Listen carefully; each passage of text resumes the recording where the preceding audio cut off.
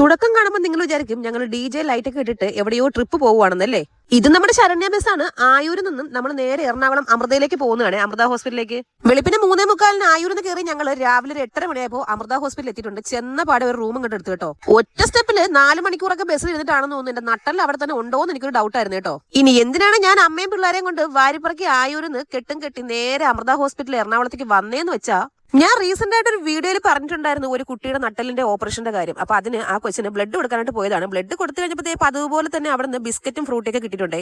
അവർക്ക് അത്യാവശ്യമായിട്ട് 4 unit blood വേണമായിരുന്നു. ഞാനും അമ്മയും കൊടുത്തു, പിന്നെ എന്റെ 2 ഫ്രണ്ട്സും വന്നായിരുന്നു കേട്ടോ. ഞാൻ എന്റെ ലൈഫിൽ ആദ്യമായിട്ടാണ് ഒരാൾക്ക് ബ്ലഡ് കൊടുക്കുന്നത്. എന്തായാലും വളരെയധികം സന്തോഷമുണ്ട് കേട്ടോ. അത് കഴിഞ്ഞ് റൂമിൽ വന്ന് ഫുഡൊക്കെ കഴിച്ച് വൈകുന്നേരം ഒന്ന് ഫ്രഷ് ആയിട്ട് ഞങ്ങൾ നേരെ വീണ്ടും അമൃത ഹോസ്പിറ്റലിന്റെ അടുത്തോട്ടൊന്ന് പോയി. എത്ര ദിനം പറഞ്ഞ ഈ റൂമിനകത്ത് ഇങ്ങനെ ഇരിക്കണേ, എന്നാ പിന്നെ പിള്ളേരെ കൊണ്ടൊന്ന് കറങ്ങാന്ന് വിചാരിച്ചേ. ഞാൻ അവിടെ ചെന്ന പാടെ കണ്ടത് ദേണ്ട ഒരു അപ്പൂപ്പൻ അവിടെ ഇരുന്ന് ജപിച്ചുകൊണ്ടിരിക്കുന്നു. ഈ അപ്പൂപ്പൻ ആരാന്ന് എനിക്ക് അറിയില്ല. നിങ്ങളുടെ ആരെങ്കിലും ബന്ധുവാണെങ്കിൽ എന്നെ പഞ്ഞിക്കിടല്ലേ. അവിടെ ചെന്നപ്പോ മുട്ടക്കാട്ട മീനുകൾ ഇഷ്ടം മാതിരി നീന്തി തുടിക്കുന്നുണ്ടായിരുന്നു. ഈ ചൂടത്ത് ആ വെള്ളത്തിലോട്ടൊന്ന് ഇറങ്ങി കുളിച്ചാലോ എന്ന് എനിക്ക് തോന്നിപ്പോയിട്ടോ. അതുമാതിരി ചൂടായിരുന്നേ.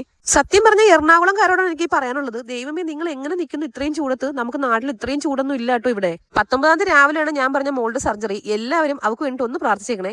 രാത്രി 9 മണി വരെ ഞങ്ങൾ അവിടെ കിടന്ന് കറങ്ങി. ഇടയ്ക്ക് ഇച്ചിരി കപ്പലണ്ടിയും വാങ്ങി കഴിച്ചു. ഒരു ചായയും കുടിച്ചായിരുന്നു കേട്ടോ ക്യാൻറ്റീനിൽ നിന്ന്. പിന്നെ റൂമിൽ പോയി സുഖമായിട്ട് കിടന്നിറങ്ങി രാവിലെ ഫ്രഷ് ആയിട്ട് വന്നൊരു ചായ കുടിക്കാനായിട്ട് ഇരിക്കുവാണ്. ചായയും കുടിച്ചിട്ട് ഞങ്ങൾ ഇനി ഇവിടെ നിന്ന് നേരെ വീട്ടിലേക്ക് പോവാണ് കേട്ടോ. 3-4 ദിവസം കൊണ്ട് കുറച്ചധികം തിരക്കുകളിലായി പോയതുകൊണ്ടാണ് കമന്റിനൊന്നും റിപ്ലൈ തരാൻ പറ്റാതിരുന്നത്. Tata bye bye, see U.